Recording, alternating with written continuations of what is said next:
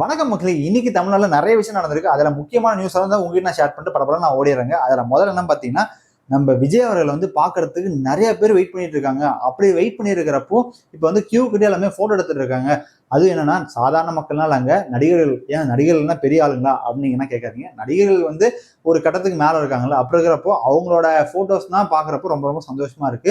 அதுல மெயின் யாருன்னு பாத்தீங்கன்னா, ரொம்ப வருஷம் கழிச்சு ஒரு ஹீரோயின் வந்து சிஎம் விஜய் அவர்கள் கூட வந்து நின்றுருக்காரு.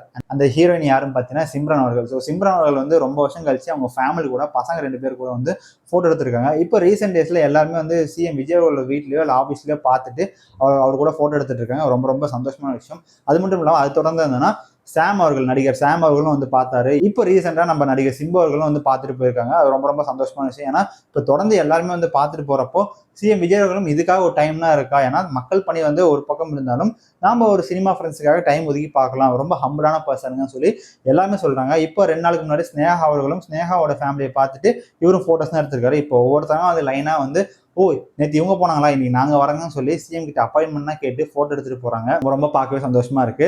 சிஎம் விஜய் அவர்கள் வந்து இதையும் வந்து கண்டினியூஸா தொடரணும். அது மட்டும் இல்லாமல் சராசரி மக்களுக்கும் வந்து போட்டோஸ் தான் கொடுங்க, அப்பப்போ இதை ஃப்ரீயா இருந்தா கொடுங்கன்னு சொல்லி எங்களோட வேண்டுகோளாக நாங்கள் வைக்கிறோம். அடுத்து என்ன நியூஸ்னு பார்த்தீங்கன்னா, வைபவ் சூரியவன்சி ஒரு குட்டி பையன், அந்த குட்டி பையனை வந்து நீ கோவப்படுத்தி சண்டை போட வச்சிட்டாங்க.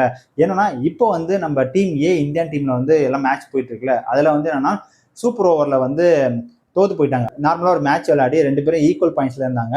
ஸோ அப்படி இருக்கிறப்ப என்னன்னா டக்குன்னு வந்து ஸ்கோர் போர்டு ஈக்குவலா இருந்ததுனால எப்பயுமே சூப்பர் ஓவர் வைக்கிறது வழக்கம். அந்த சூப்பர் ஓவர்ல வந்து அவங்க ஃபர்ஸ்ட் பேட்டிங் பண்ணாங்க. அதுக்கப்புறம் வந்து சூரியவம்சியும் திலகவர்மாவும் வந்து பேட்டிங் பண்றப்போ அன்பார்ச்சுனேட்டா வந்து தோத்து போயிட்டாங்க. எல்லாருமே சூரியவம்சிக்கு ஒரு அட்வைஸ் பண்றது என்னன்னு பார்த்தீங்கன்னா, எல்லா பாலையும் நீங்க தூக்கி தூக்கி அடிக்காதீங்க, கிரவுண்ட் லெவலில் ஃபேஸ் பண்ண பழகுங்க. அப்பதான் வந்து லாங் லைஃபா உங்களுக்கு இருக்கும் கிரிக்கெட் லைஃப். ஸோ அதனால வந்து அதை வந்து மேற்கொண்டு பாருங்க. அது மட்டும் இல்லாம இவர் தோத்து நடந்து போறப்போ அந்த பக்கம் டீம்ல இருந்து ஒருத்தர் வந்து வாய் விட்டார் தேவையில்லாம, இது வந்து ஐபிஎல் கிடையாது, இது வந்து இதுதான் ரியல் கிரிக்கெட்னு சொல்றப்போ இவர் வந்து சண்டைக்கு போய் அடிச்சிருக்காரு. அது வந்து விதி மீறல் தான். ஸோ கிட்டத்தட்ட விராட் கோலினா எத்தனை பேர் அடிச்சிருப்பாருங்கிறது உங்களுக்கே தெரியும், சண்டை போட்டுருப்போம் உங்களுக்கே தெரியும். அப்படி இருக்கிறப்போ வைபவ் சூரியவன்சி வந்து பண்றது தப்பே இல்லைங்க. ஏன்னா நார்மலா ஒரு பையன் போயிட்டு இருக்கிறப்ப அவனை சீன்ற மாதிரி பேசுறது ரொம்ப ரொம்ப தப்பு. அது கிரவுண்டுக்கு வெளியே என்ன வேணா பண்ணலாம், ஆனால் கிரவுண்டுக்குள்ள பேசுறது சட்டப்படி குற்றம். அது வந்து அவங்களுக்கு பெனால்ட்டி வருமாங்கிறது தெரியல. பட் சூரியவன்சியோட இந்த கோப் செயல் வந்து இன்னைக்கு ட்ரெண்டிங்ல இருக்குங்க. 3வது அமைச்சர் அருண் அவர்கள் வந்து என்னன்னா சுகாதாரத்துறையில பயங்கரமா மேம்பட்டு இருக்காருங்க. அப்படி இருக்கிறப்போ ஒவ்வொரு வேலையும் ஒவ்வொரு விஷயத்தையும் ஒவ்வொரு ஹாஸ்பிட்டலையும் வந்து கண்காணிச்சிருக்காரு. அப்படிப்பட்ட ஒரு கண்காணிப்புல இன்னைக்கு வந்து ஒரு ஹாஸ்பிட்டல் வந்து சிக்கிருக்குங்க. அந்த மாதிரி ஹாஸ்பிட்டல் சிக்கினதப்போ இப்படின்னா வச்சிருக்கீங்க, இவ்வளவு கேவலமா ஒரு விஷயத்தையும் வந்து கிளீன் பண்ண வச்சிருக்கீங்க, நீங்கன்னா என்ன நடத்துறீங்க ஹாஸ்பிட்டல்னு சொல்லி பயங்கரமா லெஃப்ட் அண்ட் ரைட் வாங்கியிருக்காருங்க. அது மட்டும் இல்லாம லைவ் வீடியோஸை வந்து கேமரா கூட்டு போயிட்டு இப்படின்னா இருக்கு, இந்த ஏன் டைல்ஸ் இப்படி இருக்கு, ஏன் பாத்ரூம் இப்படி இருக்குன்னு சொல்லி ஒவ்வொன்றா வந்து லைவ் இன்வெஸ்டிகேஷன்.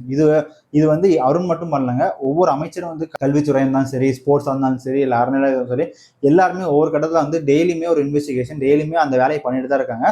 இது வந்து அவங்க புது கட்சி ஆரம்பிச்சு புதுசா ஒரு அரசியலுக்கு வந்ததுனால மக்களுக்கு ஈர்ப்பு ஏற்படுறதுனால இப்படின்னா பண்றாங்களாங்கிறது பல பேருக்கு டவுட்டா இருக்கு. பட் என்னதான் பண்ணாலும் மக்களுக்கு நல்லதான் பண்றாங்க. இது எல்லாமே இந்த ஒரு வருஷம் நிற்காம அடுத்த 5 வருஷத்துக்கு இதெல்லாம் தொடரணும். ஏன்னா ஃபர்ஸ்ட் ஒரு 6 மாசத்துக்கு வந்து இவங்க வந்து ஒரு ஃபேமுக்காக இதெல்லாம் பண்ணக்கூடாது. இது தொடர்ந்து வந்து ஒரு 5 வருஷம் இருக்கணும், மக்களுக்காக தொடர்ந்து பணி செய்யணும். அடுத்தடுத்த அரசியலையும் அடுத்தடுத்த ஆட்சி காலத்திலும் இவங்க தான் வரணும்னு சொல்லி ஆசைப்படுறாங்க. அந்த மாதிரி ஆசைப்படுறது தப்பு இல்லைங்க. அதுக்கேற்ற மாதிரி இவங்க வந்து இப்ப பண்ற மாதிரியே தொடர்ந்து வேலை செஞ்சா கண்டிப்பா இவங்க தான் வெற்றி அடைவாங்க. அவைக்கு அமைச்சர்கள் பண்ற பரபரப்பு செயல்களுக்கும் அவங்களோட அடுத்தடுத்த வெற்றிகளுக்கும் எங்களோட லவுண்டர் மீடியா சார்பாக வாழ்த்து தெரிவிச்சிடும். 4வது, சென்னை விமான நிலையத்தில் வந்து நிறைய கடைகள் இருக்குங்க. சாப்பிட்ற கடை இருக்கு, அந்த கடை இருக்கு, இந்த கடை இருக்கு. ஆனா தமிழ்நாடு பண்பாடுக்கு ஏற்ற மாதிரி ஒரு கடை இல்லைங்க. அப்படிப்பட்ட கடை தாங்க இப்போ வந்து கவர்மெண்ட் வந்து ஓப்பன் பண்ணிருக்கு. அதுவுமே என்னன்னா நம்ம தமிழ்நாடு முதலமைச்சர் வந்து ஓப்பன் பண்ணி வச்சிருக்காரு விர்ச்சுவலா. அது மட்டும் அமைச்சர் போய் அங்கே போய் ஓப்பன் பண்ணி வச்சிருக்காங்க. என்னன்னு கேட்டீங்கன்னா கைத்தறி சேலைகள். ஸோ கைத்தறி சேலைகள் வந்து அங்கே வந்து கடைகள் ஓப்பன் பண்ணி வச்சிருக்காங்க. இது வந்து கமிஷன் பேஸ்ல அவங்களுக்கு வருமானு தெரியல. ஆனா என்னோட பாயிண்ட் ஆஃப் வியூ என்ன பார்த்தீங்கன்னா, ஒரு ஊருக்கு போறவங்க வந்து ஃப்ளைட்டுக்கு வெயிட் பண்ணுவாங்க கிட்டத்தட்ட ஒரு மணி நேரம் 2 மணி நேரம். அந்த டைம்ல வந்து பர்ச்சேஸுக்கு நிறைய பேர் போவாங்க. ஆனா தமிழர் பண்பாடுக்கு ஏற்ற மாதிரி அந்த ஏர்போர்ட்டுக்குள்ள இது வரைக்குமே என்னன்னா தமிழர் பண்பாடுக்கு ஏற்ற மாதிரி துணி கடைகள் எதுவுமே இல்லைங்கிறது கேள்விப்பட்டிருக்கேன். நான் என்ன போய் பார்த்து இல்லைங்க ஏர்போர்ட்டுக்குள்ள. பட் போனவங்க வந்து சொல்லியிருக்காங்க. அப்படிப்பட்ட ஒரு இதுல வந்து இவங்க வந்து ஒரு கடை மாதிரி இப்போ வச்சிருக்காங்க. அதுதான் காஞ்சிபுரம் பட்டு சாரி மாதிரி கைத்தறி நெசவு சாரிகள்னு சொல்லி ஒரு கடையை ஓப்பன் பண்ணி வச்சிருக்காங்க. அதுவுமே ரொம்ப ரொம்ப சந்தோஷமான விஷயம். ஏன்னா அது வந்து கைத்தறி நெசவாளர்களுக்கும் அங்க வந்து ஏழை எளிய மக்களுக்கும் இந்த காசு வந்து உதவலாம். மேபி இந்த கமிஷன் வர காசு வந்து அவங்களுக்கு போய் சேரலாம்னு சொல்லி ஒரு நல்ல எண்ணத்துல இன்னும் ஃபாரின்னா போகிறவங்க வந்து இந்த சாரீனா வாங்கிட்டு போனால் நல்லா தான் இருக்குமே, இன்னும் ஃபாரின்லேருந்து வரவங்க இந்த சாரீஸ் பார்த்துட்டு இங்கே வந்து உடுத்தினா நல்லா தானே இருக்குன்னு சொல்லி அந்த ஒரு ஐடியா நோக்கத்தில் ஏர்போர்ட்டில் வச்சுருக்காங்க. இந்த மாதிரி கடைகள் வந்து ஏர்போர்ட்டும் இல்லாமல் வேறு கடைகளில் வேற ஒரு இடத்துல வந்து மெயின் ஏரியாவில் வந்து இதெல்லாம் இருக்கணும்னு சொல்லி எங்களோட வேண்டுகோள். மேற்கொண்டு பார்க்கலாம் இந்த கடைகள்லாம் எங்கெங்கே வருது, அவங்களோட ஐடியாலஜி என்னென்னவா இருக்குன்னு சொல்லி வெயிட் பண்ணி பார்க்கலாம். அவங்களோட அடுத்தடுத்த செயலுக்கு எங்களோட லவுண்டர்லான் மீடியா சார்பாக வாழ்த்து தெரிவிக்கிறோம். 5வது, மாஸ்டர் மகேந்திரா வந்து தெரியாம ஒரு வார்த்தையை விட்டாருங்க. அதுக்காக அவரை போட்டு பொழக்கிறாங்க 2 நாளா. என்னன்னா, உங்க வீட்டுல கரண்ட் போச்சுன்னா ஏன் இப்படி வந்து எல்லாம் பெனாத்துறீங்க, ஏன் இப்படி புலம்புறீங்க, கரண்ட் போச்சுன்னா ஒன்னும் கேளுன்னா கேட்காதீங்க, கேள்வி கேட்டா மட்டும் கரண்ட் வந்துருமா சொல்லி சொன்ன ஆளு ஒரு 3-4 வருஷத்துக்கு முன்னாடி வந்து கேள்வி கேளுங்க, அப்பதான் வந்து நமக்கான உரிமை கிடைக்கும்னு சொல்லி பேசியிருக்காரு.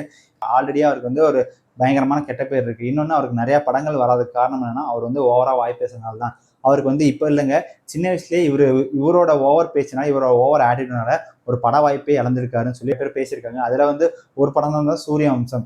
சூரியவம்சம்ல வந்து குட்டியா ஒரு பையன் இருப்பாங்களா, அந்த குட்டியா ஒரு பொண்ணு ஆக்சுவலா அது பையன் கிட்டப்பெல்லாம் போட்டு நடிக்க வச்சிருக்காங்க. ஸோ அந்த பையனுக்கு பதிலாக வந்து இவரை தான் வந்து வைக்கலாம்னு சொல்லி பிளான் பண்ணியிருக்காங்க.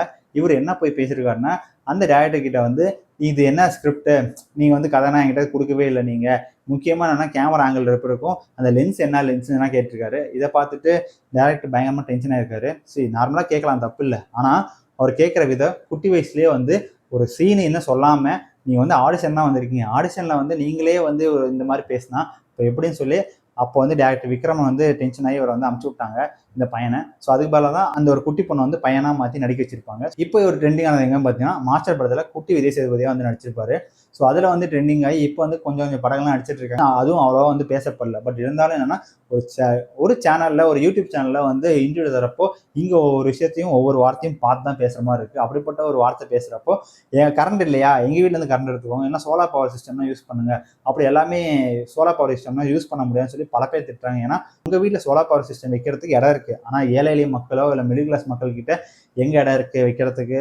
அந்த மாதிரி கேள்விகள் வந்து நிறைய பேர் வந்து மக்கள் கேட்குறாங்க. இன்னொன்று கோவமா இருக்காங்க. ஏன்னா இந்த மாதிரி லூஸ் தனமா ஒரு பையன் இப்படின்னா பேசுறானே, இந்த மாதிரி ஒரு இடத்துல இருக்கான், அந்த மாதிரி பொறுப்பா பேசாம இந்த மாதிரி அசால்ட்டா பேசுறாங்க. இன்னொன்று டிவி கேக்கு சார்ந்து சப்போர்ட்டா விஜய்க்கு சப்போர்ட்டா பேசுறாரு, ரொம்ப ரொம்ப தப்பான ஒரு விஷயம் சொல்லி அவர் எல்லாருமே வந்து கலாய்ச்சி தள்ளுறாங்க. எனிவேஸ், அவர் வந்து தெரியாம ஒரு வார்த்தையை விட்டாரு, மன்னிச்சு விட்டுடலாம். ஸோ இதுக்கப்புறம் என்ன, அவர் வந்து மென்மேலும் வந்து நல்லா வரணும்னு சொல்லி எங்களோட லவுண்டர்லான் மீடியா சார்பாக வாழ்த்து தெரிவிச்சிடும். இன்னைக்கு மெயின் நியூஸ்ல முக்கியமான நியூஸ் வந்து உங்களுக்கு நான் எடுத்து சொல்லிட்டேன். மேபி வேற எதாவது மிஸ் பண்ணியிருந்தா மன்னிச்சுக்கோங்க. இந்தியாவோட கடைசி வரையும் பார்த்ததுக்கு ரொம்ப ரொம்ப நன்றி. தேங்க்ஸ் ஃபார் வாட்சிங். பாய்.